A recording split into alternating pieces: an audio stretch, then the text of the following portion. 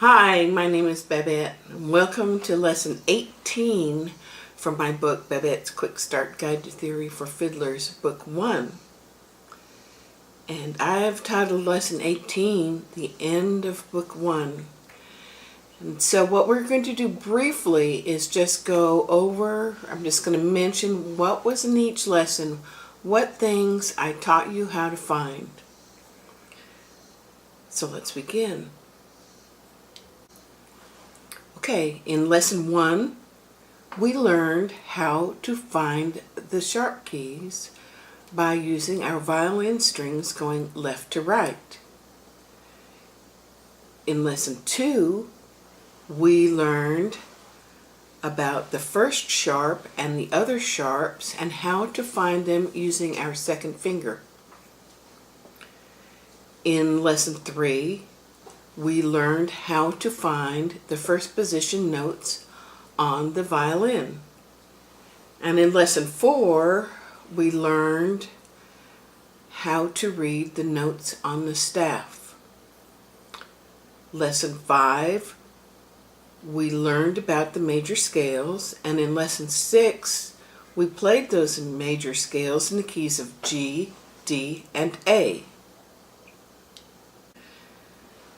And then we started to have fun, because in Lesson 7, we learned about the most important note in the scale.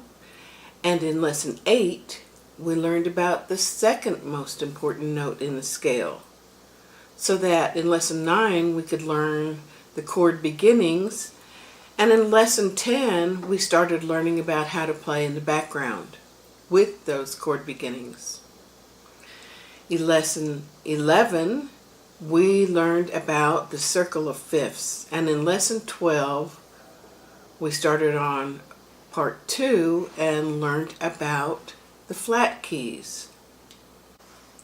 In Lesson 13 we learned that B flat is the first flat, and we learned how to find the other flats using our first finger and going from the highest string to the lowest. Lesson 14, we learned the third most important note in the scale, and in Lesson 15, we learned about the third chord.